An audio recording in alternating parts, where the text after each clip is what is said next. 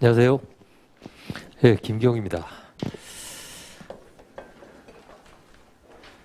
제가 최근에 그 소프라노 조수미 씨 아시죠? 예, 그분의 다큐멘터리를 본 적이 있는데 새로운 무슨 공연을 하는 다큐멘터리였어요. 그래서 그분이 새로운 공연이라서 도전인데 어떠십니까? 라고 했더니 그분이 그런 말씀을 했습니다. 나는 평생을 도전해왔다. 예, 평생을 도전해와서 도전은 이제 나에게 삶의 한 부분이 됐다. 이런 얘기를 하더라고요. 그래서 긴장이 되지 않는다는 거죠. 그러니까 여러분들도 이제 앞으로 새로운 도전을 해야 됩니다. 그래서 새로운 과목도 공부를 하셔야 되겠고 또 새로운 과목에 대한 공부도 해야 되겠죠. 그래서 지금 열심히 도전해 보시면 이제 여러분들이 도전도 삶의 일부가 되지 않을까. 그래서 이제 사회에 나가시면 이제 좀 더 편안해지지 않을까 그런 생각을 해봤습니다. 오늘. 자, 강의 기획서 오늘 자료 강의 기획서랑 두 개 있죠. 자, 설명을 잠깐 해드리면 적중 사례라고 하는 거는 원래 시험 문제입니다. 원래 시험 문제인데 중간중간에 제가 올해 시험 문제를 풀어드리겠어요. 풀어드리면서 이 정도는 여러분들이 자신감이 배우시면 자신 있으시죠? 이렇게 풀어드릴 겁니다. 그래서 요거는 들고 다니시면 되고요. 두 번째는 행정기본법이라는 법입니다. 이 법은 21년도에 제정돼서 많은 조문이 23년도에 시행이 됩니다. 근데 여러분들 법전 가지고 오셨죠? 여러분들 법전에는 지금 행정기본법이 없어요. 없는데 제 느낌상 23년도에 들어갈 가능성이 있습니다. 이 법이 행정에 관한 기본법이기 때문에 따라서 이 법이 들어가면 이 법도 활용을 해야 되겠죠. 그리고 들어갈지 안 들어갈지는 제가 몰라요. 모르기 때문에 일단 들어간다는 걸 전제로 해서 이 법이 법전 안에 있다는 걸 전제로 해서 설명을 해드리겠습니다. 아시겠죠? 예. 왜냐하면 그렇지 않고서 어느 날 시험장에 들어갔는데 들어갈지 안 들어갈지는 몰라요. 내년에 법전이 출판돼 봐야 알기 때문에. 아시겠죠? 근데 들어간다는 걸 전제로 해서 그래서 이것도 법전이랑 같이 들고 다니시면 돼요. 아시겠죠? 그 다음에 이제 강의 기획서인데요. 자, 강의 기획서를 잠깐 보시면 먼저 뭐 저에 대해서는 뭐 잘 아시겠습니다만은 저는 행정쟁송법 강의를 한 지는 10년 됐습니다. 예. 10년 됐고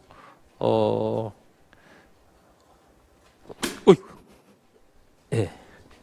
원래는 제가 사법시험 강의를 했었어요. 그래서 사법시험이 없어지면서 행정쟁송법 강의를 하게 됐고 또 질문이 있으시면 제가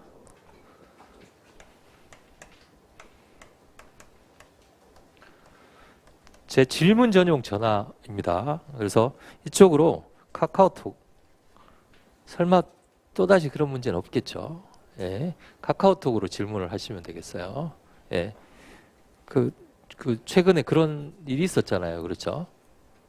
다 아시죠? 예. 근데 굉장히 저는 마음이 편안했었습니다. 예. 며칠 동안 질문이 안 왔거든요. 예. 근데 그런 일이 없을 거니까 카카오톡으로 질문하시면 돼요. 아시겠죠? 그래서 책 앞에다가 적어 두셨다가 이제 처음엔 질문을 제일 마지막에는 합격 자랑 문자를 저한테 보내시면 됩니다. 곧 이제 합격자 발표가 있죠. 그래서 합격 자랑 문자를 저한테 보내시라라고 하면 엄청나게 많이 옵니다. 발표 나는 날 보통 100명 정도 옵니다. 그래서 제가 자랑 문자 오면 그 자랑 문자 온 분들을 다 체크를 해놔요. 체크를 해놨다가 그분들에게 합격 축하연 신청하시라고 제가 신청서를 다시 보냅니다. 그분들이 다시 신청을 하죠. 그래서 올해도 그걸 할 예정입니다. 그래서 나중에 꼭 합격하시면 이 문자로 내가 선생님께 자랑 문자를 보내리라 이렇게 생각을 하시면 되겠습니다.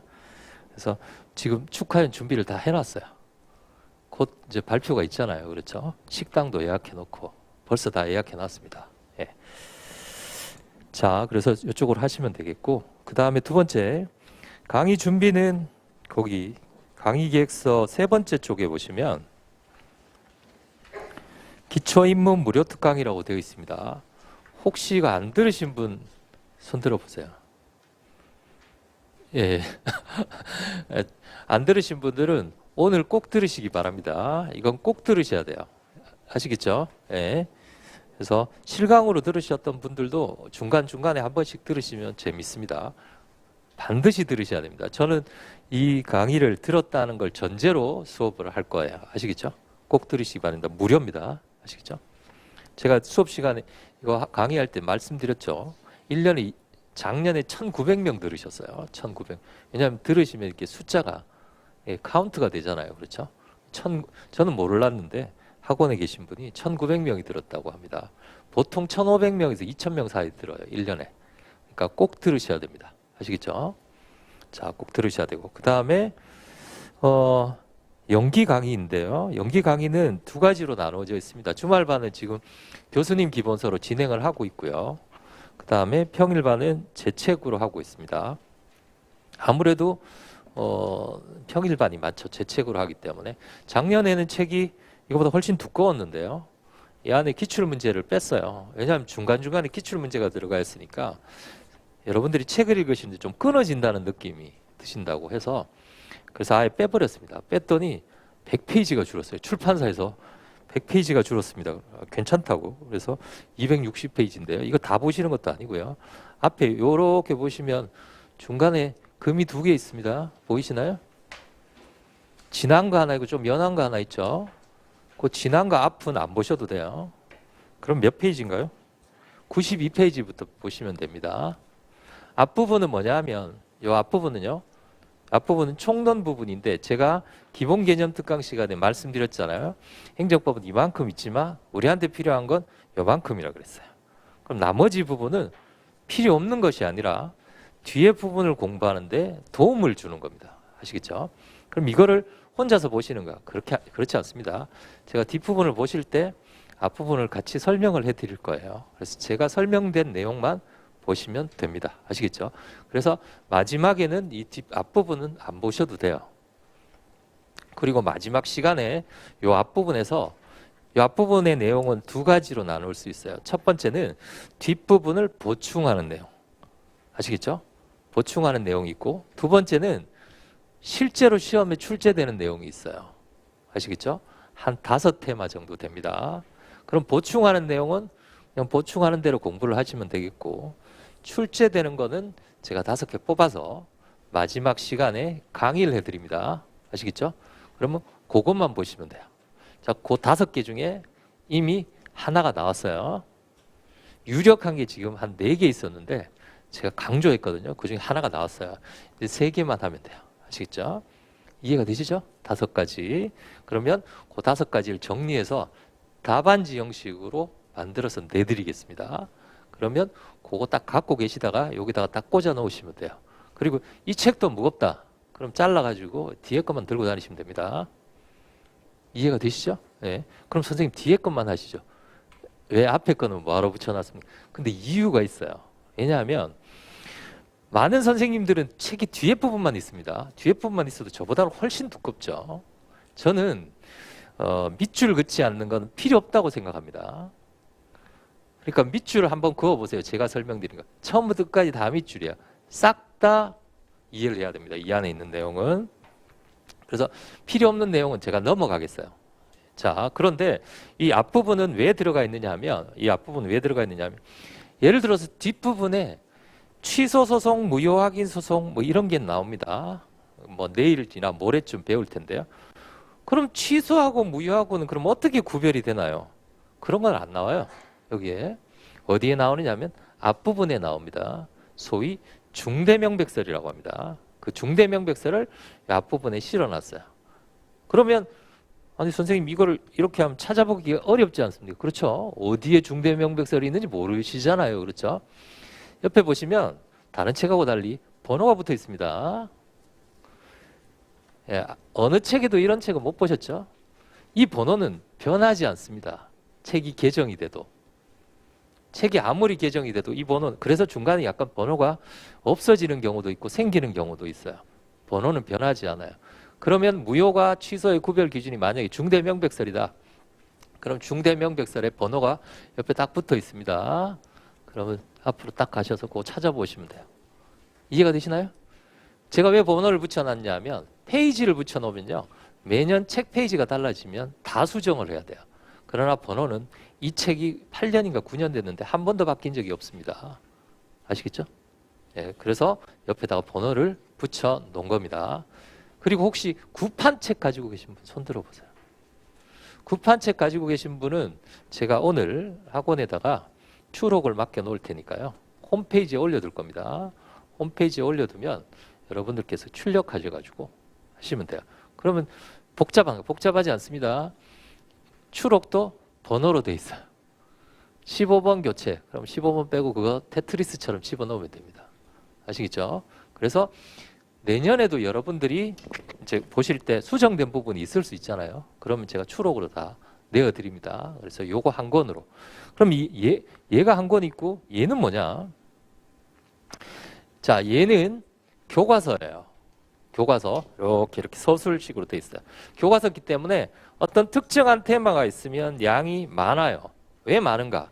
설명을 해놨거든요. 옆에다가. 아시겠죠? 설명을 해놨어요. 그래서 양이 많아요. 그래서 답안에 쓰려면 분량이 좀 많습니다. 그러면 답안에 쓰려면 답안에 쓸 분량만큼 압축이 필요하죠. 이게 압축된 책입니다. 이해가 되시나요? 이게 기본서라면 이건 핸드북이에요. 이걸로 읽고 마지막엔 이걸로 외웁니다. 아시겠죠? 답안에는 이것만 쓰면 충분하기 때문에 그래요. 이해가 되시죠? 그럼 이건 언제 쓰는가? 이건 원래 1기, 2기 강의 교재입니다. 그래서 예전에는 제가 1기, 2기부터 했었어요. 그런데 1기, 2기부터 하는 것보다는 빨리 시작하는 게 낫겠다 해서 0기부터, 그래서 제가 이 개정 시기를 3개월이나 앞당겼어요. 그래서 저거 조금 힘들었습니다.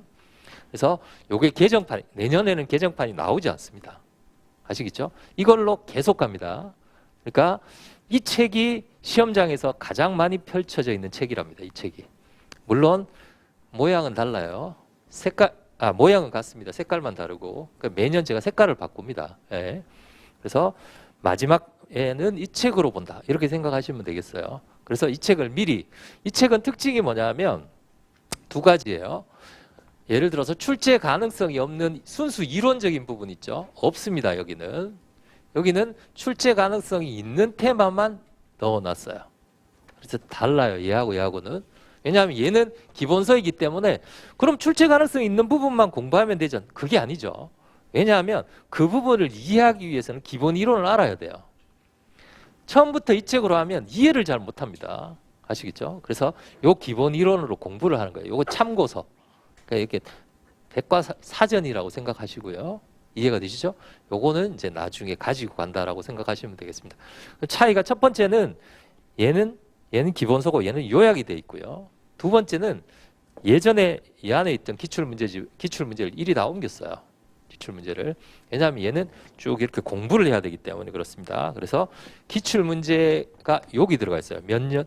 그러니까 기출문제가 예를 들어서 A라는 테마가 있다고 봅시다. A라는 테마가 있으면 기출문제가 여러 개 있을 거 아니에요. 중요한 거면. 예를 들어서 이 작은 책 잠깐 한번 보실까요? 작은 책. 예를 들어서 작은 책에 225페이지 한번 보겠습니다. 56번.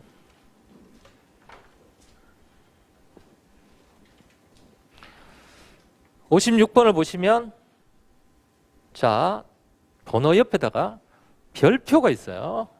별표는 중요도입니다. 중요도.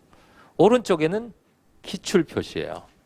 그러면 기출이 많이 된 게 중요하겠죠. 그런데 어떤 건 보면 기출이 없는데 중요하다고 되어 있는 게 있어요. 그럼 뭡니까? 자, 기출이 많은데 중요해요. 출제도 많이 됐고 중요도 해요.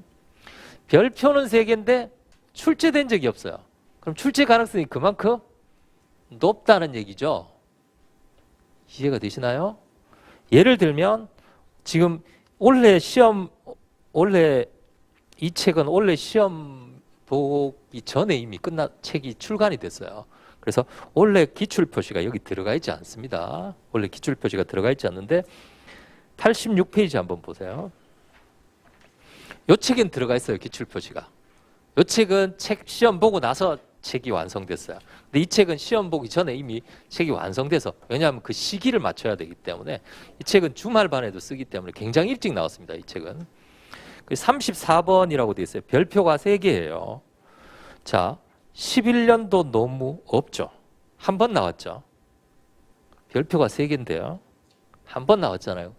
뭐가 나오느냐 하면 여기서 제일 중요한 게 88번에 1번 의무이행 소송의 인정 여부와 오른쪽에 2번 예방적 부작위 소송의 인정 여부. 요 두 가지가 제일 중요합니다. 여기에서. 그런데 11년도에 한 번 나왔는데 뭐가 나오냐면 왼쪽에 의무이행 소송의 인정 여부가 나왔어요. 11년도에. 그럼 두 가지가 중요한데 이쪽에 나왔단 말이에요. 그래서 제가 우스갯소리로 작년에 오른쪽에 나온다. 중요한데 왼쪽에 나왔으니까 이제 하나만 남았잖아요. 그렇죠? 그래서 오른쪽 걸 계속 시험에 냈어요. 물릴 정도로. 그런데 오른쪽에 시험에 나왔죠. 이해가 되시나요? 그러니까 별표가 많은데 출제가 안 됐다는 건 그만큼 출제 가능성이 더 높은 거예요. 더 높은 거. 그래서 보실 때 제가 설명을 해드립니다. 조금 너무 많이 출제됐다. 그러면은 약간 출제 가능성이 떨어지고 여전히 신선하다. 그러면 출제 가능성이 그만큼 높아지는 거예요. 이제 아시겠죠? 자, 그러면은 이런 테마에서 시험 문제가 여러 번 나왔어요.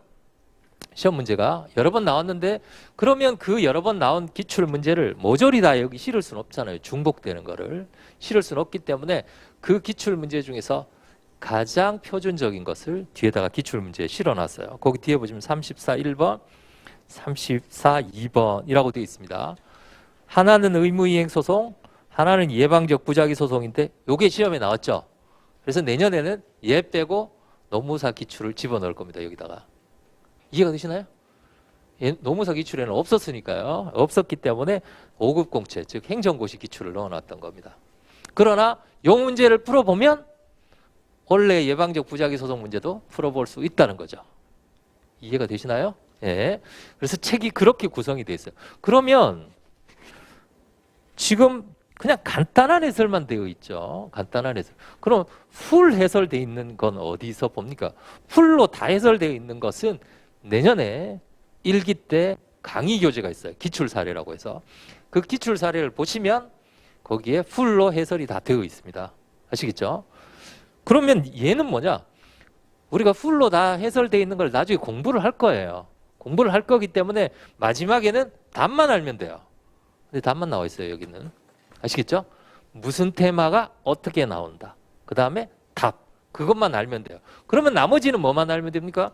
답 말고 중간에 본문들 있죠. 막 써야 되는 것들. 암기해야 되는 것. 암기만 하면 되잖아요. 그렇죠? 그럼 이거 가지고 계속 돌리면 돼요. 어떤 분은 여기다가 한 번 읽을 때마다 포스트잇을 하나씩 붙였다고 예전에 저한테 사진으로 보여줍니다. 24장이 붙어 있었어요. 24번. 20번은 보셔야 됩니다. 충분히 보실 수 있어요. 선생님 한 번 보는데 지금 한 달 걸리는데 20번을 어떻게 봅니까? 걱정 안 하셔도 됩니다. 나중에는 반나절이면 볼 수 있어요. 아시겠죠? 반나절이 시험 전날 다 볼 수 있습니다. 이 책. 충분합니다. 아시겠죠? 나중에 귀찮으시면 이 안에 있는 기출 문제 있죠? 그 스프링 해가지고 기출 문제도 다 찢어가지고 버리세요. 그리고 안에 있는 알맹이만 계속 보는 거죠. 아시겠죠? 그렇게 활용을 하는 겁니다. 이거는. 그러니까 연기 때 시작해서 3기 마지막 실전 모의고사까지 끝까지 간다라고 생각하시면 되겠어요. 그래서 모든 자료를 여기다가 집약을 합니다. 아시겠죠? 자, 책을 늘리면 안 돼요. 책을 늘리면 나중에는 감당을 못 합니다. 그래서 책이 좀 너덜너덜해질 때까지 보셔야 돼요. 이해가 되시죠? 책은 그렇게 활용한다. 교재는 그렇습니다. 그러니까 기본 강의 교재는 이거예요. 그래서 중간중간에 제가 요걸 설명해 드릴 겁니다. 무거우시더라도 요건 들고 다니세요. 아시겠죠? 그 다음에 강의 다음 페이지에 넘겨보시면 각 기수별로 뭘 할 것인지는 제가 설명회나 이럴 때 많이 설명을 해드렸어요. 자, 연기 때 가장 중요한 건 뭐냐면 기본 이론, 기본 개념, 무엇이 어떻게 돌아가고 있다는 것, 기본 개념을 이해하는 게 제일 중요합니다. 그리고 제가 연기 때 요 정도는 암기하십시오. 그러면 그거 암기하는 거. 그것만 하시면 돼요. 선생님 이거 어떻게 다 암기합니까? 당연히 암기가 잘 안 되죠. 한꺼번에 어떻게 암기가 되겠습니까? 그래서 그 부분만 암기하시고 또 일기 때는, 그럼 일기 때는 뭘 하느냐? 일기 때는 기본 이론을 또 합니다. 또 하면서 기출 문제를 풀어봐요. 기출 문제. 기출 문제를 풀어보는 게 굉장히 중요하고도 어렵습니다. 왜냐하면 나중에 그 올해 문제를 보시겠습니다만 그 중에서 거의 절반 이상이 기출 문제로 나왔던 문제입니다. 나왔던 문제. 그러면 기출은 두 가지 종류가 있겠죠. 첫 번째는 노무사 시험 기출이 있고요. 그렇죠. 노무사 시험 기출이 노무사 시험으로 나오는 경우는 그렇게 많지는 않아요. 왜냐하면 다른 국가 시험은 노무사 시험이 지금 법전이 주어지고 지금과 같은 어떤 시험 체계가 잡힌 게 한 7년, 8년밖에 되지 않았어요. 그전에는 막 약술 문제 내고 그랬었습니다. 그전에는 법전도 안 줬어요. 법전도 안 주고 뭐냐 행정심판위원회 써라 뭐 이런 문제예요. 그래서 제가 이 기출문제 다 빼버린 겁니다. 현재 문제 경영하고 너무 동떨어져 있기 때문에 그래요. 그러면 우리의 기출 문제는 뭐겠어요? 지금 이미 시험이 시작된 다른 국가 시험들, 이해가 되시죠? 다른 국가 시험들의 기출 문제를 우리가 봐서 대비를 하는 거죠. 왜냐하면 출제위원으로 들어가시는 분들이 행정법 교수님 중에서 출제위원을 들어가시는 분이 있고 아예 안 가시는 분이 사실 나누어져 있습니다. 안 가시는 분은 아무리 전화해도 안 가요. 근데 들어가시는 분들은 여기도 들어가고 여기도 들어가고 다 들어가신단 말이죠.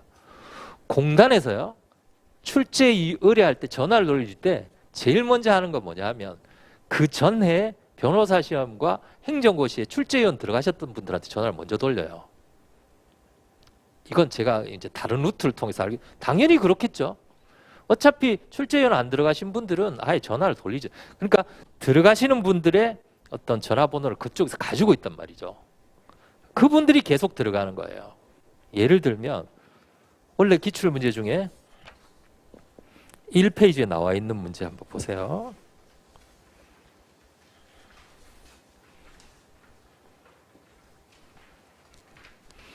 (1번이) 잼 공장 사건입니다. 거기 1번에 보시면 재배된 과일로 영농법인 갑, 이게 잼 공장이거든요. 오른쪽에 보시면 오른쪽에도 잼 공장이죠. 자, 오른쪽에 보시면 나의 가의 둘째 줄에 보시면 주소를 두고 거기에 거주하면서 재단법인 법인은 과일잼을, 이게 잼 공장 사건이에요. 이 잼 공장이 공장이 아니고요, 수녀원입니다. 원래 대법원 판례가 있어요. 수녀원에서 잼 공장을 만드는데 잼 공장이 인근에서 처분이 발령되니까 수녀원이 다툰 사건입니다. 이 문제와 원래 잼 공장 판례를 이 문제로 만들었어요. 이 문제를 제가 2기에 3회 답안 쓰기 연습으로 내드렸어요. 그런데 이 문제는 제가 만든 문제가 아니고 변호사 시험 기출 문제입니다. 선생님, 그럼 변호사 시험 기출 문제에서 나온 거 아닙니까? 아니죠. 그 많은 기출 문제 중에서 답안 쓰기 연습에 8개 골랐어요, 제가. 이해가 되시나요? 변호사 시험 5급 공채면 기출 문제가 얼마나 많은지 아세요? 그 중에서 제가 딱 8개 골랐다고요. 그 중에서 이 문제예요. 이 문제가 답안 쓰기 연습으로 내드렸어요. 근데 이 문제가 시험에 나왔단 말이죠. 시험에 나온 이유는 이 문제를 낸 분이 이 문제를 내는 거예요. 이해가 되시나요? 이 문제를 낸 분이 이 문제를 내는 거라고요. 다시 말씀드리면 변호사 시험에 본인이 문제 낸 걸 가지고 와서 본인이 여기다가 각색해서 문제를 내는 겁니다. 사건 개요를 약간 바꿔서. 사건 개요를 바꿨지만 어차피 내용은 똑같아요. 아시겠죠? 그러니까 우리는 노무사 시험 기출도 중요하지만 최근 변호사 시험 기출, 그 다음에 고급 공채, 즉 행정고시 기출, 입법고시 기출을 싹 모아가지고 공부를 해야 된단 말이죠. 아시겠죠? 그 안에서 그러면 그 기출만 하면 70%가, 제가 봤을 때 원래 문제는 그 기출까지만 공부하면 100%예요. 100%가 아니라 70%예요. 1번에 1번에 2번도 이미 기출된 문제고, 두 번째 문제 3번도 기출된 문제예요. 아시겠죠? 2번은 기출된 적이 없습니다. 2번은 작년 재작년 대법원 판례 문제였어요. 대법원 판례인데 제가 문제로 냈어요. 오른쪽이 문제하고 왼쪽 문제는 똑같은 문제입니다. 문제를 냈기 때문에 그러면 일단 기출로 50에서 70%를 커버합니다. 1기에서. 그럼 나머지 최신 판례라든지 이 문제처럼 2번 같은 문제가 있을 거 아니에요. 기출은 다 되는 부분이 아니라 중간에 빠진 부분이 있을 거 아니에요. 그 부분을 제가 모의고사로 내드린단 말이죠. 이해가 되시죠? 그러면 도저히 빠질 수가 없어요. 그걸 모의고사의 본격적인 모의고사 연습을 언제 하느냐? 2기에 합니다. 아시겠죠? 그래서 1기에 기출하고 2기에 본격적인 모의고사하고 3기 때도 계속 모의고사만 봐요. 그럼 남아있는 건 쓰고, 남아있는 건 뭡니까? 척 보면, 아, 이게 뭐뭐구나, 대번에 안단 말이죠. 그 다음에 남아있는 건 뭐예요? 쓰는 거죠. 이제 답안지를 쓰는 거 아니에요? 쓰는 거의 전제 조건은 뭡니까? 암기죠. 마지막에 암기만 하면 돼요. 아시겠죠? 암기만 이 책으로 계속 돌리면 된단 말이죠. 처음부터 끝까지 보고, 다시 처음부터 끝까지 딱 보고. 그래서 여러분들, 다른 과목은 모르겠습니다만은, 법학 과목은 딱 한 권을 정해가지고 그 한 권만 처음부터 끝까지 계속 본다고 생각하셔야 돼요. 책을 여러 권 본다고 좋은 점수를 받는 게 아닙니다. 여러 권 보면 나중에는 체계가 헷갈리거나 아니면 마지막에 정리를 못해요. 마지막에 정리 못하면 그냥 책꽂이에 책만 여러 개 꽂혀 있죠. 그런 분들 있잖아요. 책 사면 그게 꼭 본인의 머릿속에 들어갈 것 같은, 많이 꽂혀 있으면 그분은 시험으로부터 멀어지는 겁니다. 책 많이 꽂혀 있으면 안 돼요. 정말 어떤 책이 추가적으로 더 보고 싶다. 그럼 사지 마시고요. 서점에 가서 그 부분만 보세요. 서점에 가면 책 많이 있잖아요. 그렇죠? 그 부분만 읽어보시지 사지 마세요. 사면 헷갈립니다. 아시겠죠? 전력을 분산시키면 안 돼요. 그래야 1년 만에 바로 합격할 수 있습니다. 아시겠죠? 그러니까 이 책만 보면 충분합니다. 아시겠죠? 그리고 제 모의고사만 보시면 충분해요. 그 다음에 교재는 시험장용 법전입니다. 저는 법전을 안 들고 이걸 들고 다닙니다만 여러분들은 법전을 들고 다니셔야 됩니다. 가끔씩 이렇게 핸드폰이나 이걸로 보시는 분들이 있는데 그걸로 보시더라도 써지는 거면 괜찮아요. 아시겠죠? 법전은 책처럼 해야 됩니다. 책. 아시겠죠? 책. 예를 들면 뭐 처분성 하면 행정청이 행하는 구체, 그렇게 읽으시면 안 된다는 거죠. 이렇게 제가 쪼개세요 하면 쪼개고 쓰세요 하면 쓰시고, 그래서 책처럼 들고 다니셔야 돼요. 아시겠죠? 법전은. 그러니까 최대한 법전을 무거우시더라도 들고 다니. 핸드폰이나 아니면 태블릿 PC로 보실 분들은 써지는 거. 요즘 보니까 프로그램에 이렇게 해가지고 위에 쓰니까 저장되더라고요. 그건 괜찮아요. 그건 괜찮지만 가능하면 시험장용 법전을 들고 다니시는 것이 가장 좋습니다. 저는 법전을 굉장히 많이 활용하는 편이에요. 네, 아시겠죠? 조문을 빨리 찾는 것도 기술입니다. 그래서 법전 꼭 들고 다니시고. 그 다음에 총 2회 기출 모의고사 문제를 볼 텐데요.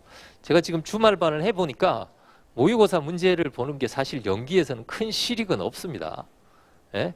어떤 식으로. 그래서 제가 지금 뭘 하고 있냐면 모의고사 보시기 전에 모의고사를 잘 보는 방법을 1시간 정도 특강을 해드려요. 예, 특강을 해드리고, 그러니까 우리가 6회 모의고사를 보면 5회 때 제가 특강을 해드립니다. 특강을 해드리고 5회 때 기출문제, 그 다음에 기출문제 해설이 있는 문제를 3개에서 5개 정도 나누어 드려요. 나누어 드립니다. 그러니까 우리가 5회까지 배울 거 아니에요. 그렇죠? 그 범위 안에서 한 3개에서 5개 정도를 나누어 드릴 테니까 그걸 외워 두셨다가 시험 보시면 돼요. 그 중에서 한 문제 내지 2문제를 낼 겁니다. 이해가 되시나요? 예. 그래서 외우시면 제일 좋고 못 외우시면 슬쩍슬쩍 보셔도 되고 전혀 못 외우시겠다. 그럼 필사를 하셔도 되고요. 중요한 거는 내용이 아니라 형식이에요. 지금은. 법학 답안에는 법학 답안만의 고유한 형식이 있습니다. 그 형식을 짜맞춰 넣는 걸 갖다가 지금 공부를 해야 돼요. 아시겠죠? 그러니까 그래서 특별히 채점은 안 해드려요. 그런데 답안을 일단 써보시고 내가 형식이 맞나? 의문이 드시면 저한테 질문을 하세요. 쉬는 시간이든 아니면 마치고든. 그래서 어느 정도까지 해드리냐면 가로로 몇 줄 써야 되고 몇 자 써야 되고 몇 분 만에 어느 정도 써야 되고 번호는 이렇게 붙이시고 이런 거 다 설명해 드릴게요. 5회차 때. 아시겠죠? 그래서 가능하시면 제가 내드리는 것을 암기를 하셨다가 한번 써보시는, 내가 30분 정도 드릴 겁니다. 30분 정도 쓰면 제가 몇 페이지 정도를 쓰는지 그걸 연습을 해 보시는 겁니다. 지금은 연습이고요. 이번에 연습 2번 하고 1기 때는 시험 4번 볼 겁니다. 그러니까 1기 때는 한 3일에 한 번 정도 시험을 볼 거예요. 3일에 한 번. 그것도 사실은 제가 문제를 내드리고 그 안에서 시험을 보는. 그래서 1기 때는 채점을 해드릴까 지금 생각하고 있습니다. 1기 때는. 그 다음에 2기 때는 이제 본격적으로 매일매일 시험을 보죠. 그러니까 2기는 매일매일 시험을 보기 때문에 매일매일 시험 보는 전 단계까지 가야 돼요. 정말 힘든 과정입니다. 매일매일 시험을 보기 때문에. 매일매일 시험 보고 또 하나는 또 강의하고 그다음에 판례하고 문제 풀어보고 이렇기 때문에 굉장히 힘들어요. 아시겠죠? 그거를 미리미리 대비를 하셔야 돼요. 자, 그 다음에 기본 강의의 목표는 충실한 강의이고요. 그 다음에 이번에 고득점을 위한 행정법 총론 강의라고 되어 있죠. 양가로 3번에 2번에 13, 14회차는 자세히 강의할 예정입니다 라고 설명해 드렸죠. 제가 요 앞에 거 5개 뽑아가지고 강의해 드린다 그랬잖아요. 그렇죠? 그게 제가 봤을 때는 14회 반 정도 되면 오른쪽 게 다 끝납니다. 이쪽 게 13회 반. 그러면 1회 반을 요걸 강의를 해드릴 거예요. 5개 내지 6개를 뽑아가지고 강의를 해드립니다. 그 안에 충분히 나올 수 있어요. 아시겠죠? 그렇기 때문에 그거는 딱 정리하시고, 그러면 더 이상은 이 앞부분은 안 보셔도 돼요. 앞부분은 참고할 부분이기 때문에. 이거 다 설명해 드립니다. 수업 시간에 필요한 부분은. 그 다음에 기출문제하고 그 질문은 그렇게 하시면 되겠고요. 그 다음 특징은 수험 적합성, 적중률 저도 놀랐습니다. 원래 시험 문제를 보고. 왜냐하면 아까 보셨던 이문은 권리법 필요성은 어느 선생님도 안 냈거든요. 왜냐하면 그 문제가 작년 노동법에 나왔었어요. 노동법의 2차 시험에 나왔다고요. 그래서 근데 저는 냈습니다. 선생님 노동법 2차 시험에 나왔는데 왜 나옵니까? 노동법 2차 시험에 나온 거를 행정법 교수님이 모르시잖아요. 그렇죠? 행정법 교수님이 노동법 문제까지 공부하고 가시진 않잖아요. 그렇죠? 그래서 노동법적으로도 중요하지만 행정법적으로도 중요한 쟁점이 있으니 공부를 하시라 라고 했어요. 근데 그게 진짜로 실제로 나왔어요. 시험에서. 그러니까 어쨌든 믿으시고 끝까지 가시면은 좋은 점수를 받으실 수 있어요. 원래 합격자 발표 나면 아마 다 아실 겁니다. 왜냐하면 문항별로 점수가 나오잖아요. 그렇죠? 2번 같은 경우는 준비 안 하신 분들은 풀지를 못해요. 저는 중간에 4번 판례 바뀌었거든요. 예전 판례 1, 2, 3, 지금 판례 1, 2, 3 이렇게 정리를 해드렸어요. 그거 그대로 쓰면 완전 초고득점입니다. 그러니까 요번에 발표가 나면 이제 가려지겠죠. 어쨌든 그렇고, 그 다음에 그 책 특징은 제가 원래 가장 큰 특징은 기출 문제를 뺐다는 거 빼고 전체적으로 좀 슬림하게 만들었다라는 겁니다. 자, 그럼 한번 읽어보시면 되겠고요. 강의 준비는 제가 말씀드리는 대로. 그 다음에 마지막 페이지 거기 시험 보는 거 있죠. 이렇게 되어 있습니다. 시험은 그때 볼 거고요. 가능하시면 예전에 한번 강의를 들으셨던 분들은 예습을 하셔도 되지만 처음 공부를 하시는 분들은 가능하시면 예습보다는 복습을 하시기 바랍니다. 예습하시면 그만두실 가능성이 높아요. 중간에 예습을 예습을 하지 마시고 가능하시면 복습을 대신에 꼭 하셔야 됩니다. 복습을 꼭 하셔야 돼요. 자, 오늘은 92페이지부터 합니다.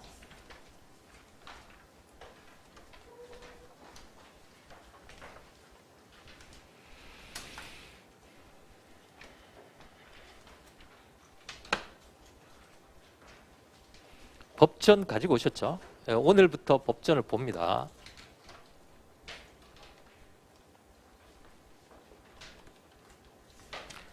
그 92페이지 앞에 한번 볼까요? 그 색칠되어 있는 부분이요. 왼쪽에 보니까 거기 번호도 붙여 있죠. 거기에 깨알같이. 자, 그 번호 한번 보겠습니다. 행정쟁송이란 우리 과목이 행정쟁송이죠. 자, 행정쟁송은 큰 개념이 뭐예요? 행정법. 행정법 안에는 조직법, 작용법, 권리구제에 관한 법이 있고, 그렇죠? 그 권리구제에 관한 법 중에 첫 번째가 행정쟁송이고 두 번째가 손해전보라고 그랬어요. 그렇죠? 첫 번째가 행정쟁송이에요. 그럼 행정쟁송이 뭔가? 거기 보세요. 행정법 관계에서 위법한 행정작용, 위법한 행정작용이 행정작용법입니다. 요거요. 아시겠죠? 작용법. 기억나시죠?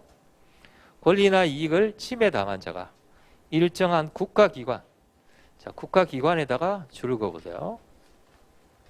침해당한 사람이 국가기관에다가 위법부당 시정을 요구하는 제도예요. 위법부당을 요구하는데, 자, 행정법 관계에서 위법부당을 요구하는데 요구하는 방법이 두 가지예요.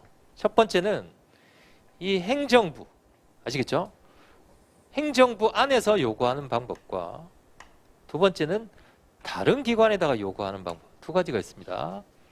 내부적인 거, 그다음에 외부적인 거. 내부적인 걸 뭐라고 한다? 행정심판이라고 하고 외부적인 것을 행정소송이라고 합니다. 그 다음에 보세요. 행정심판. 괄호 안에 행정기관이 한 걸 행정기관에게 요구하는 것. 심판. 행정기관이 한 걸 법원에다가 요구하는 것을 소송이라고 합니다. 아시겠죠? 합쳐서 뭐라고 부른다? 쟁송이라고 부릅니다. 이건 배우셨죠? 자, 그러면 심판부터 하겠습니다. 심판. 자, 요게 심판이고 요게 소송이에요. 자, 중요도로 따지면 극단적으로는 소송이 90, 10, 조금 완화되면 70, 30이에요. 그러면 심판의 경우에는 10%가 나오거나 30%가 나옵니다. 아시겠죠? 올해는 심판에서 나오지 않았어요. 아시겠죠?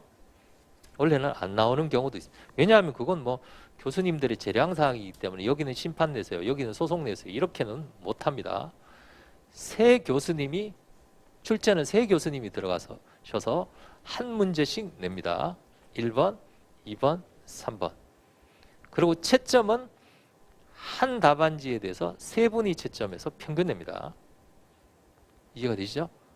평균 내요. 그래서 나중에 이제 합격하신 분들 총점이 올라오면 그거의 3분의 1이 원래, 그러니까 그거의 그 3분의 1이 본인의 점수라고 생각하시면 돼요. 그거 아시겠죠? 나누면 돼요.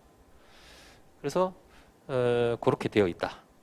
그래서 그럼 심판과 소송을 어떻게 공부를 해야 되느냐? 그래도 30% 정도는 공부를 해야 됩니다. 나올 수도 있으니까. 그러면 심판에서는 뭐가 나오는가?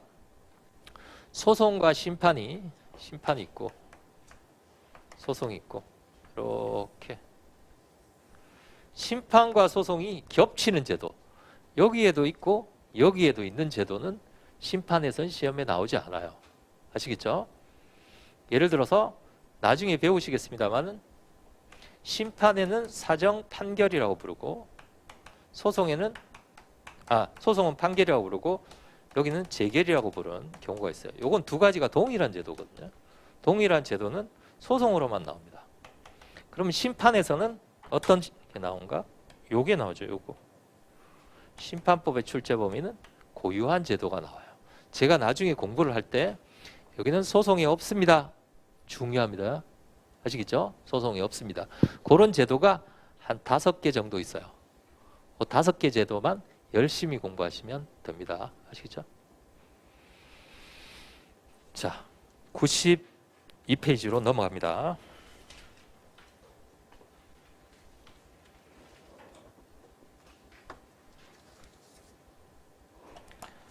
자, 694번입니다. 자, 심판부터 하죠. 심판이란 행정법상의 분쟁을 누가 심리하는 거예요? 행정기관이 심리하는 것을 말합니다. 자기가 자기 거를 스스로 심리하는 것이죠. 자, 둘째 줄에 행정심판은 분쟁 해결의 성질을 가지지만 행정 절차예요. 행정 절차, 즉 행정기관이 하는 절차를 말합니다. 이건 행정기관이 하고 여기 누가 해요? 법원이 하죠. 법원이 하는 것을 사법작용이라고 합니다. 거기 보시면 사법 절차라고 합니다. 사법. 여기서 말하는 사법은 두 가지가 있어요. 공법, 사법. 공법, 사법 할 때 그 사법이 있고 그건 사법이라고 보통 읽습니다. 여러분들이 1차에 배우는 민법, 가장 대표적인 사법이죠. 행정법, 공법입니다. 근데 여기서 말하는 사법은 재판을 말합니다. 우리가 흔히 사법부 이런 표현 쓰잖아요. 그렇죠? 사법부 이렇게는 얘기 안 하죠. 사법부라고 합니다. 사법부가 재판 절차입니다. 요거는 재판, 요거는 행정 절차예요. 그리고 행정심판의 재결. 자, 여기 보세요. 그럼 소송을 청구해서 법원이 결정 내리는 걸 뭐라고 부른다? 판결이라고 부릅니다. 그럼 심판을 청구해서 행정기관이 하는 것을 뭐라고 부른가? 재결이라고 부릅니다. 자, 재결, 판결, 내부, 외부. 아시겠죠? 자, 셋째 줄에 행정심판의 재결은 행정기관이 하는 행위이므로 행정작용입니다. 그리고 행정행위의 성질을 가진다. 이건 나중에 설명해 드릴게요. 그러면 궁금하실 수도 있잖아요. 그러면 217번 찾아보시면 있습니다. 이게 옆번호예요. 아시겠죠? 궁금하시면 오늘 가서 한번 찾아보세요. 217번에 행정행위가 있는지. 있습니다. 그런데 지금 읽어보셔도 무슨 말인지 몰라요. 그럼 재결은 행정행위구나. 나중에 설명해 드리겠습니다. 그것만 알아두시면 됩니다. 2번 심판과 소송입니다. 공통점 많이 있죠? 보실 필요 없습니다. 차이점 말고는 다 공통점이겠죠? 이해가 되시나요? 차이만 보면 돼요. 공통을 보는 것이 아니라. 그럼 선생님 공통 빼시죠. 책이잖아요. 공통점, 차이점, 의, 고충, 민원 이런 거는 이 작은 책에는 없습니다. 아시겠죠? 그렇지만 이건 기본 개념이기 때문에 알아두셔야 된다는 거예요. 그게 이제 백과사전 같은 책이다. 이렇게 알아두시면 됩니다. 이해가 되시죠? 자, 2번 차이점입니다. 심판과 소송은 자, 거기다 써볼까요? 심판은 내부예요. 소송은 외부입니다. 차이가 있는데 이건 외우시는 게 아니에요. 외우시는 건 제가 외우시라고 합니다. 이해만 하시면 돼요.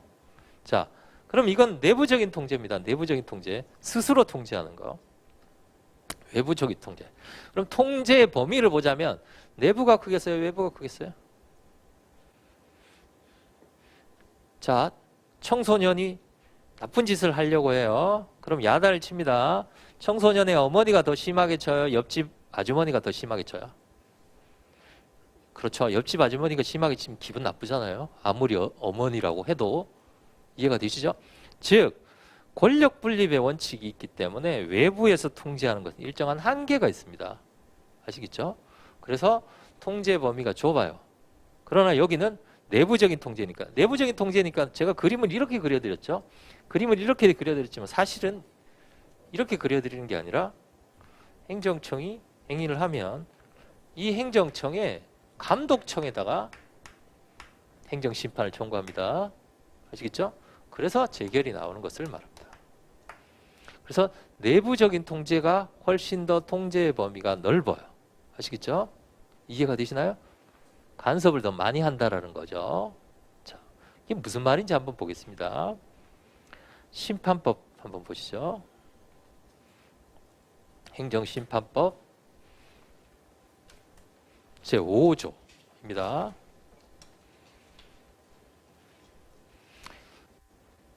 제일 많이 보는 게 소송법입니다. 법전 10번 보면 9번 내지 8번은 소송법이에요. 그 다음 많이 보는 게 심판법입니다. 그러면 아예 심판과 소송은 뭘 붙여놓으세요. 찾기 쉽게. 자, 제5조 행정심판의 종류입니다. 자, 취소 심판. 행정청의 위법, 부당한 처분을 취소하거나 변경하는 행정심판이라고 되어 있습니다. 자, 심판은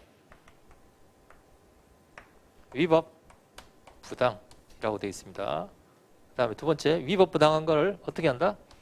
처분을 취소하거나 변경하는 것이 취소 심판입니다.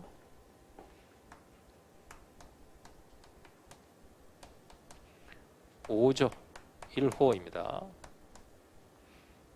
자, 이렇게 되어 있죠. 그 다음에 소송을 가보겠습니다. 행정소송법. 자, 행정소송법은 4조입니다. 4조. 4조 1호. 자, 항고소송은 다음과 같이 구별한다. 취소소송, 행정청의 위법한,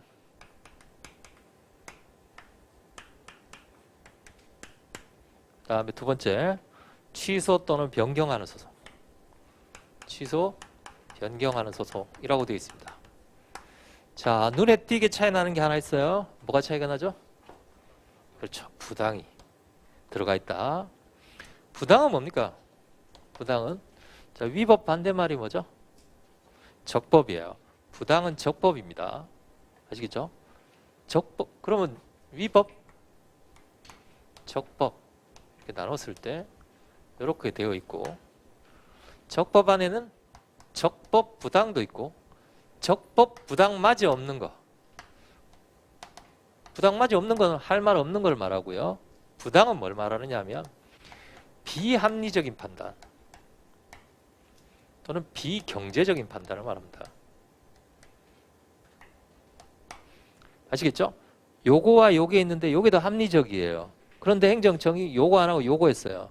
그러나 위법은 뭐냐면 법 위반을 말하잖아요. 그렇죠? 법 위반까지는 아니지만 합리적이지 않은 판단을 말합니다. 아시겠죠? 합리적이지 않은 판단. 아, 저 사람은 합리성이 떨어져. 그 사람이 법 위반했다는 얘기입니까? 그건 아니잖아요. 그렇죠? 자, 얘는 적법한 것 중에서 합리적이지 않은 판단. 그러니까 심판은 위법뿐만이 아니라 어디까지 심사한다는 거예요? 여기까지 심사한다는 거예요. 여기까지. 이해가 되시죠? 깊이. 자, 여기는 뭐가 없다? 부당이 없습니다. 그 이유가 외부적인 통제이기 때문에 그래요. 자, 요거 차이 하나. 두 번째 또 하나. 취소 변경이라고 되어 있죠. 여기도 취소 변경이라고 되어 있죠. 똑같죠? 그러나 대법원 판례는 여기는 변경이 되지만 여기는 변경이 안 된다고 봅니다. 자, 소송법 4조 1호에 변경이라고 되어 있죠. 판례는 안 된다고 본다. 왜 안 된다고 볼까요? 외부적인 통제니까. 자, 여기는 내부, 외부. 자, 위법 부당, 취소 변경. 여기는 위법, 취소. 그럼 선생님 이걸 다 외워야 됩니까? 뭐하러 외워요? 4조 보면 있는데. 뭐만 외우면 돼요, 여러분들은? 4조만 외우면 되죠. 심판법 5조. 근데 그건 외워야 되죠. 소송법 5조에 소송법 4조의 변경은 안 된다. 그건 알아야 되겠죠. 나중에 공부를 합니다. 이유는 뭘까요? 무슨 통제이기 때문에? 외부적인 통제이기 때문에 통제의 범위가 좁아집니다. 이것도 시험에 나왔어요, 이미. 이것도 시험에 나오고요. 아시겠죠? 그러니까 이런 것들 기본 개념을 알아야 된단 말이죠. 기본 개념을 알아야 된다. 이게 어디서 나오는 거다? 이 차이가 어디서 나오는 거다고요?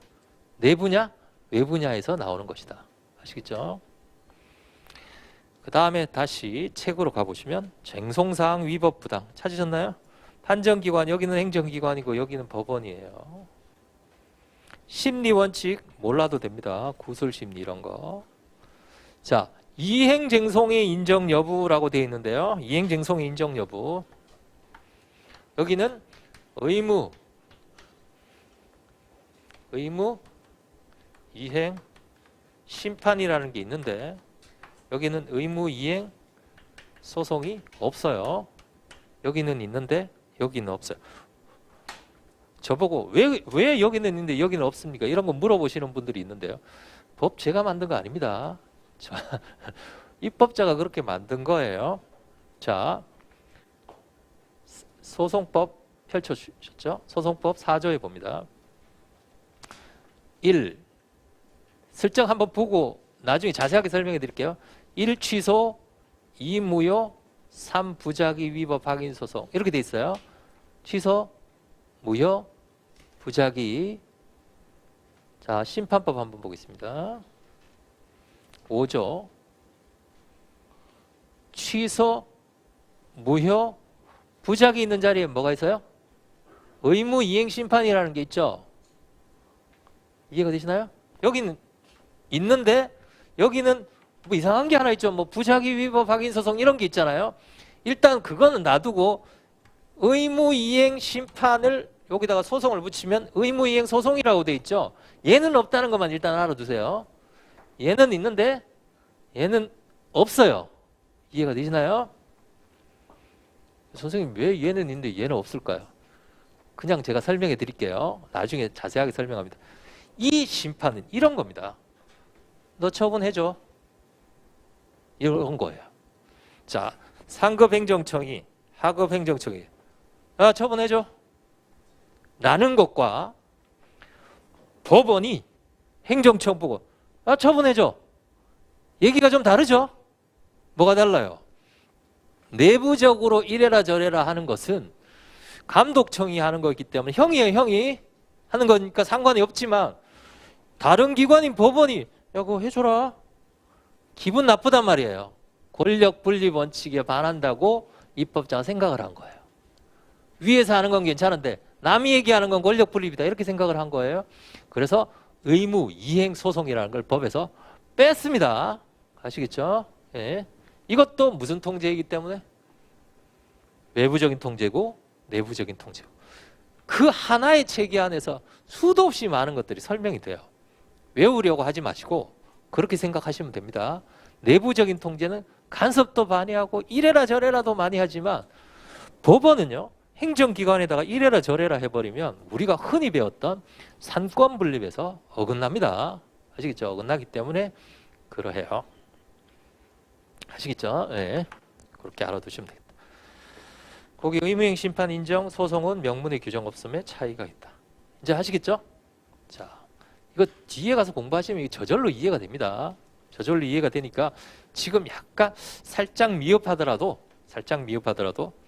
괜찮다. 뒤에 가면 다 할 수 있다. 이렇게 알아두시면 되겠습니다. 자, 그러면 처분을 받았어요. 처분을 받았는데 이 사람은 심판을 청구할 수도 있고 소송을 청구할 수도 있는 거죠. 종착지는 소송입니다. 가장 강력한 권리구제 수단은 소송이에요. 아시겠죠? 시험에도 소송이 제일 많이 나오죠. 소송이 제일 큰 수단이에요. 그 이유는 현실 때문에 그렇습니다. 왜냐하면 심판이 간단하거든요. 심판은 인터넷으로 심판 청구를 할 수도 있어요. 홈페이지에서 그냥 청구하면 됩니다. 간단한데 문제가 뭐냐면 처분청의 감독청이잖아요. 형이잖아요. 팔은 그렇죠?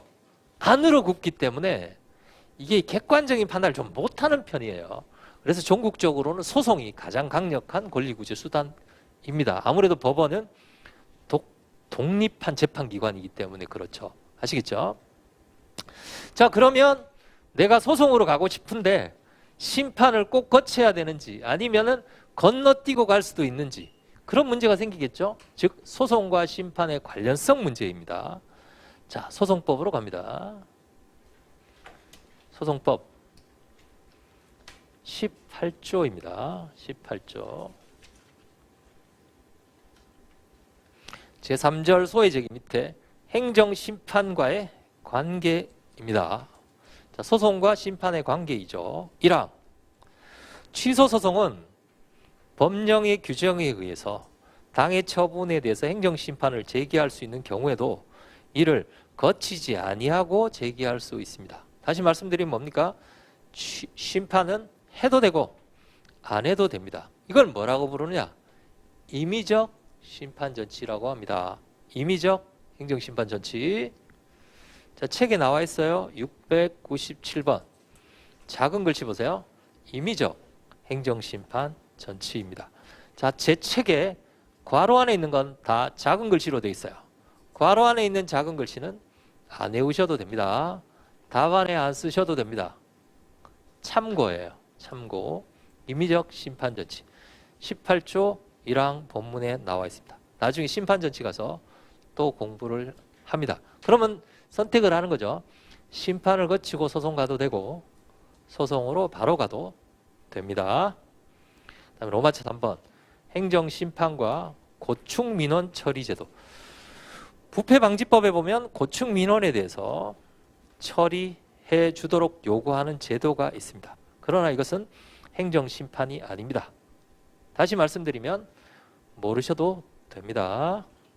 아시겠죠? 그래도 이런 걸 넣어놔야 또 책 같잖아요. 그렇죠? 네. 자, 안 읽으셔도 돼요. 아, 이런 게 있다라는 것만 알아두시면 됩니다. 다음에 두 번째, 행정심판의 종류입니다. 종류. 혹시 소송의 종류 기억나시나요? 자, 행정소송에는 뭐가 있습니까? 그러면 취소, 무효 이러시는데요. 그게 아니라 가장 넓은 의미는 주관소송과 기관소송이죠. 자, 행정소송법 3조를 봅니다.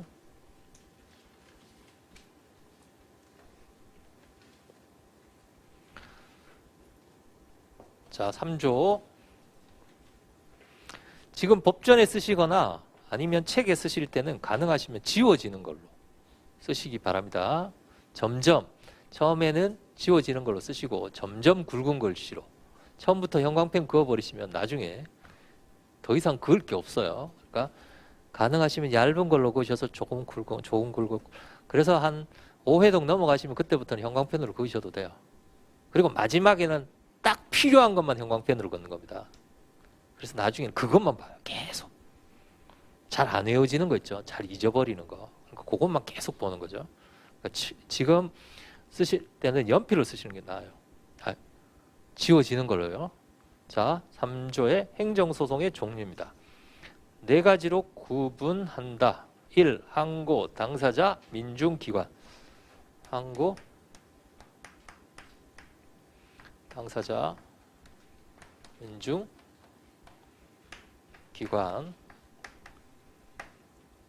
자, 항고 당사자 민중기관을 다시 두 가지로 쪼갭니다. 주관적 소송, 객관적 소송. 자, 주관적 소송, 객관적 소송입니다. 소송법 제3조.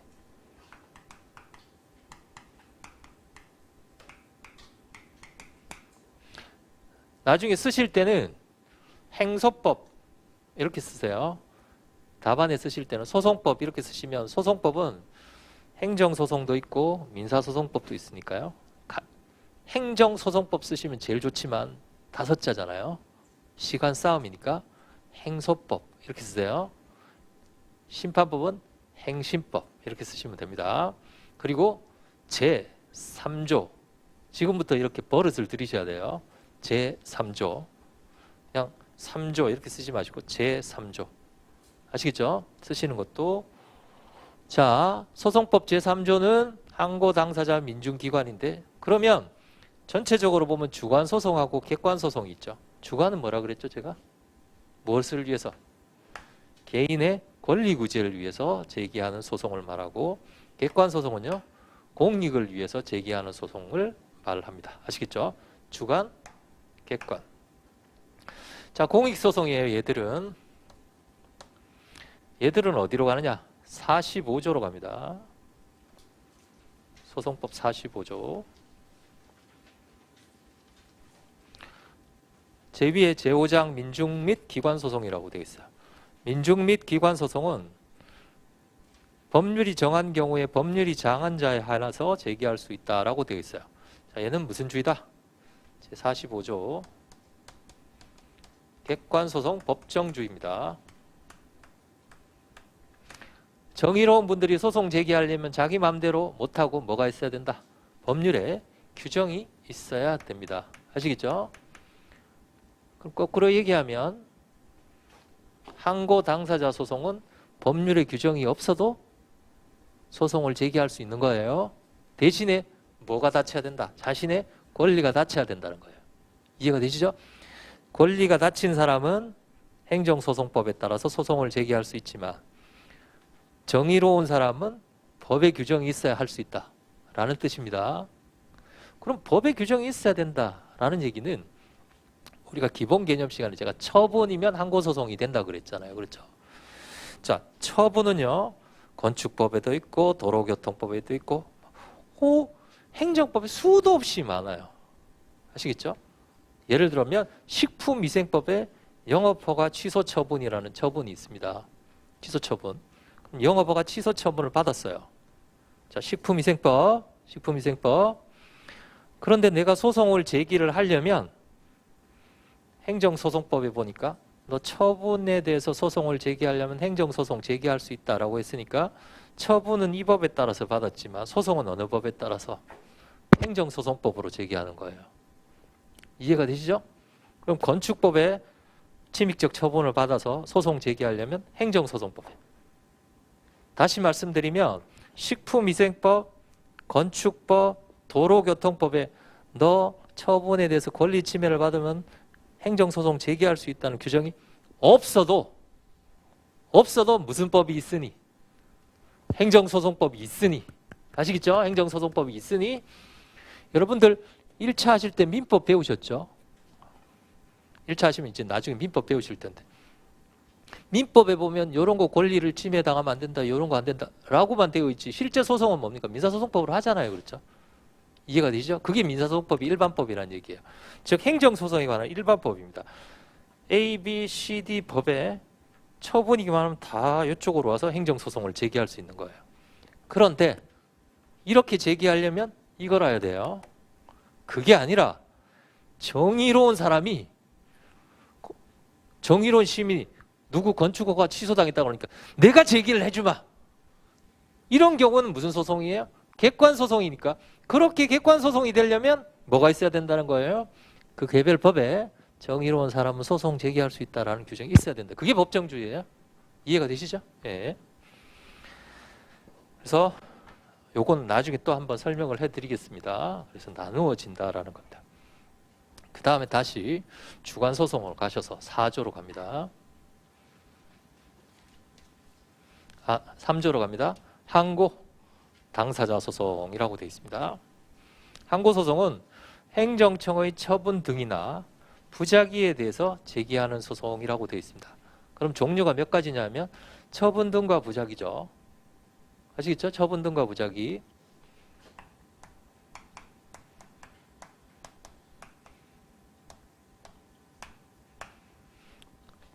처분 등은 처분 플러스 등입니다. 눈을 크게 뜨고 보셔야 돼요. 뒤에 등자가 붙어 있는지 안 붙어 있는지. 처분과 등이에요. 아시겠죠? 그럼 실제로 쪼개면 처분과 등과 부작위가 항고소송의 대상이에요. 이해가 되시나요? 자, 어쨌든 등은 조금 이따가 공부를 하도록 하고, 자, 부작위를 한번 보겠습니다. 부작위 2조 1항 2호입니다. 2조 1항 2호에 보시면 부작위라 함은, 자, 부작위는 개념 요소가 5개입니다. 자, 한번 쪼개보죠. 이렇게 쪼개세요. 이렇게. 아시겠죠? 행정청이, 자, 1번 당사자의 신청에 대하여, 2번 상당한 기간 내에, 3번 일정한 처분을 하여야 할 법률상 의무가 있음에도 불구하고, 4번 일을 하지 아니한 것, 5번. 자, 부작위가 되려면 요건이 몇 가지다? 5가지입니다. 제가 왜 이렇게 쪼개 드리겠어요?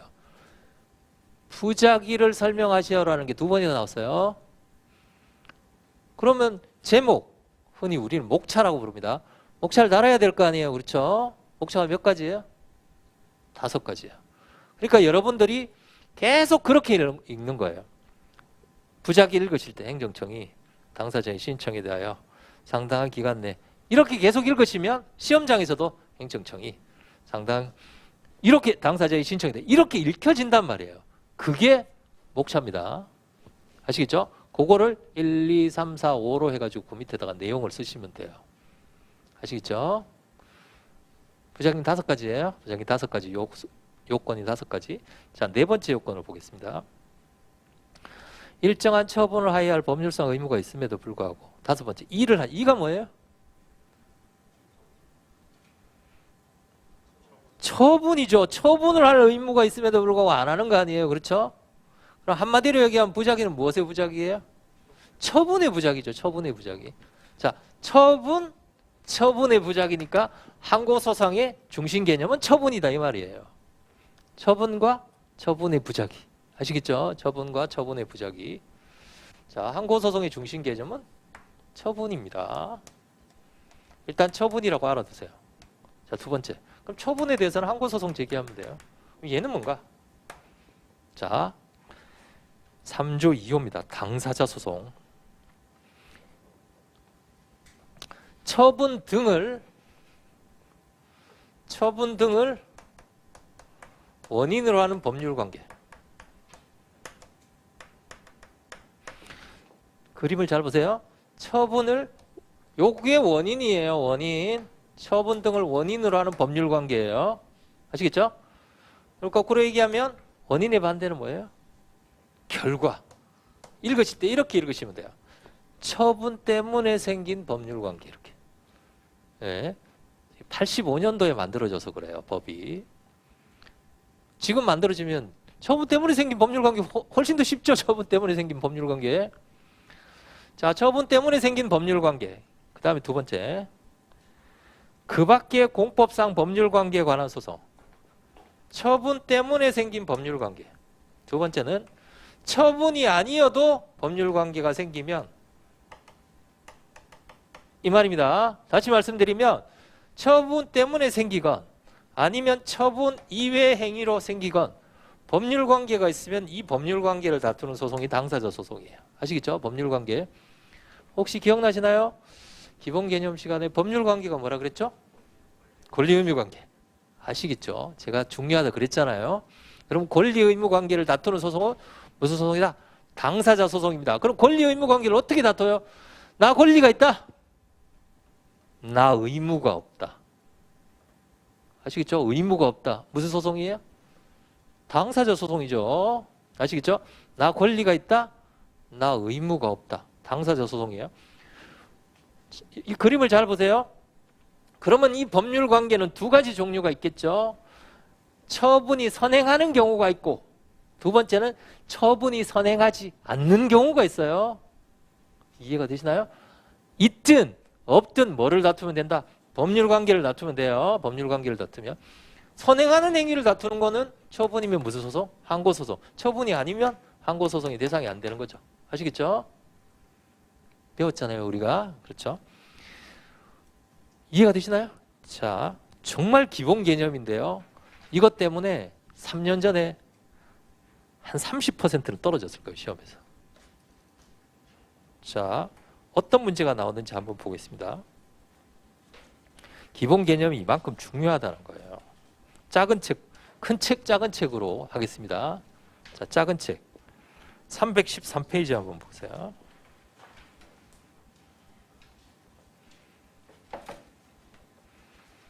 (313페이지) 찾으셨나요? 66의 1번입니다.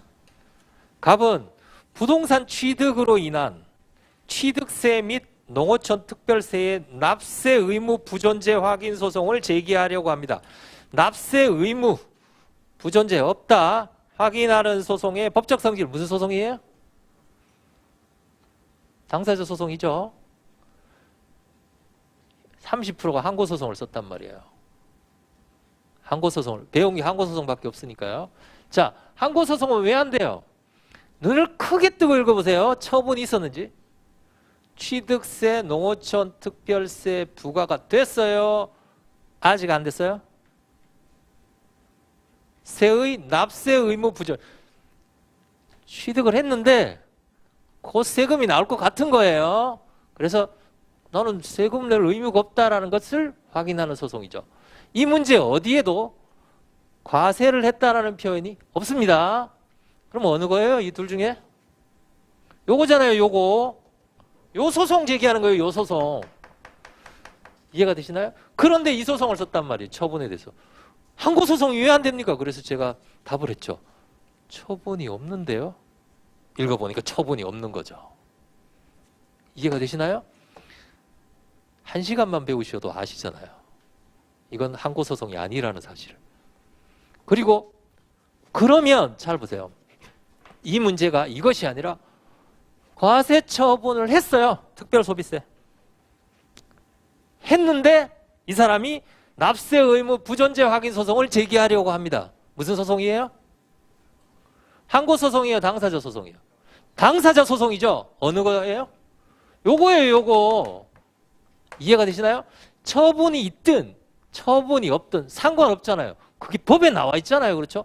처분을 결과로 생긴 법률관계가 아니라 처분이 없어도 법률관계가 생기면 법률관계를 다투는 게 당사자 소송이란 말이죠.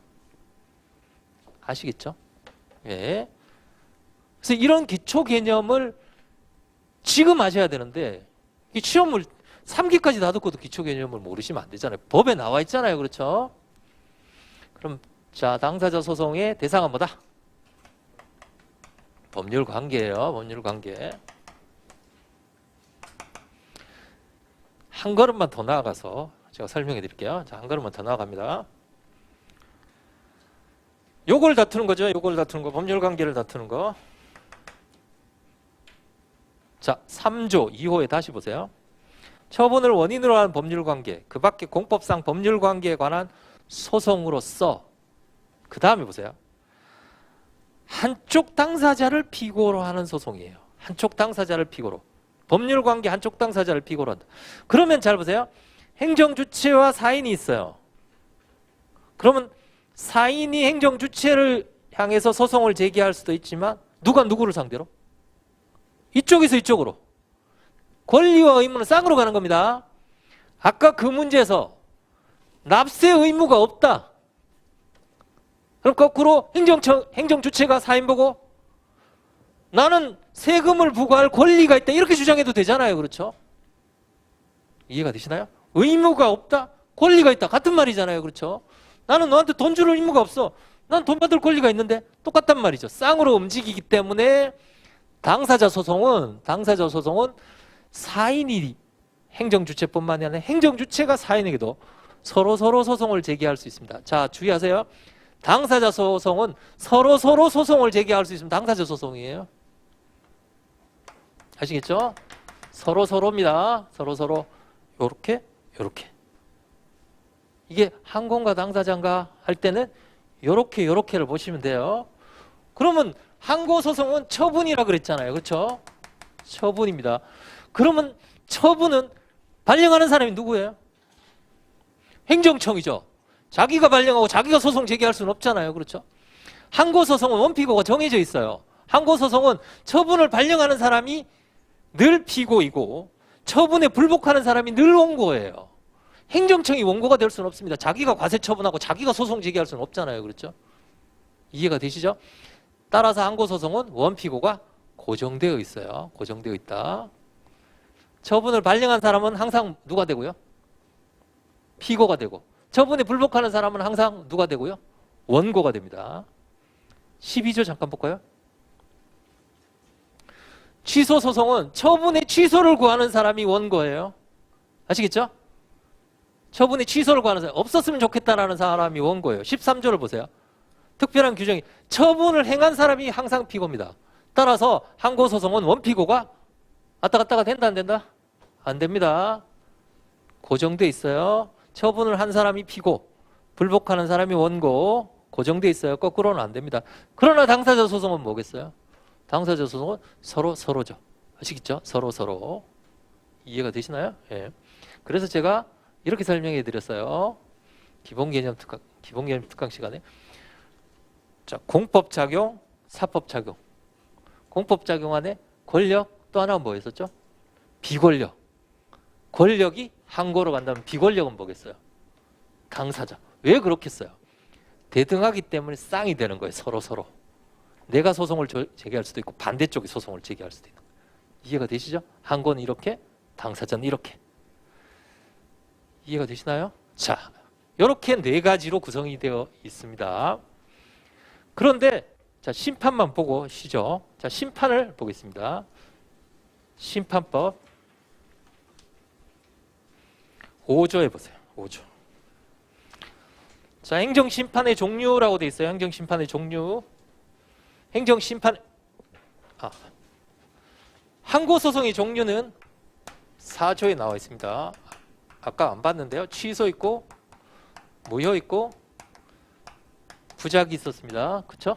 이렇게 세 가지 있었어요.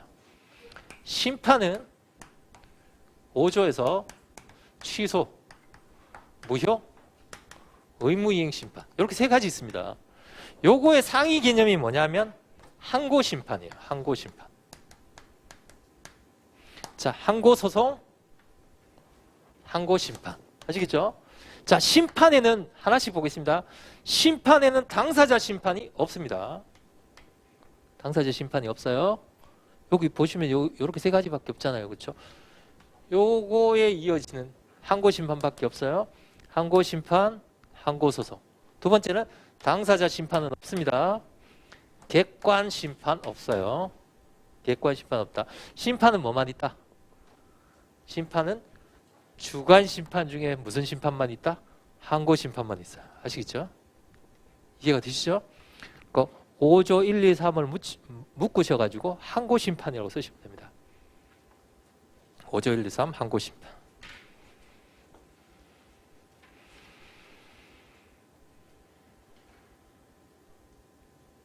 그렇죠? 아시겠죠? 당사자 심판이 없습니다. 당사자 심판 없고 무슨 심판 없고요? 얘 없고 얘도 없습니다. 객관 심판 없고. 자, 책 700번으로 오셔가지고 90 큰 책이요. 자, 행정심판도 행정쟁송이기 때문에 주관적 심판, 객관적 심판으로 나눌 수 있고 주관은 항고심판과 당사자 심판으로 나눌 수 있습니다. 그러나 행정심판법은 행정심판에 관한 일반법이지만 일반법 아시죠? 일반법이지만 객관심판은 없고 당사자 심판도 없습니다. 무슨 심판만 있다? 항고심판만 있어요. 당사자 심판은 없습니다. 물론 개별법에 있는 경우도 있습니다만은 심판법에는 없어요. 아시겠죠? 거기 참고해 보세요. 주관적 쟁송, 주관적 쟁송이 주관적 소송과 주관적 심판을 말합니다. 자, 주관적 쟁송이란 개인의 권리구제. 주관적 쟁송을 주관적 소송으로 하면 요거죠. 권리구제. 아시겠죠? 두 번째, 객관적 쟁송이란 공공의 이익, 직접 목적으로 하는 쟁송을 말합니다. 주관적 쟁송에는 주관적 심판과 주관적 소송, 객관적 쟁송에는 객관적 심판과 객관적 소송이 이렇게 있지만 소송에는 다 있지만 심판에는 뭐만 있다? 주관 중에서 항고심판만 있습니다. 주관 중에서 항고심판만 있다. 잠깐 쉬었다가 계속하죠.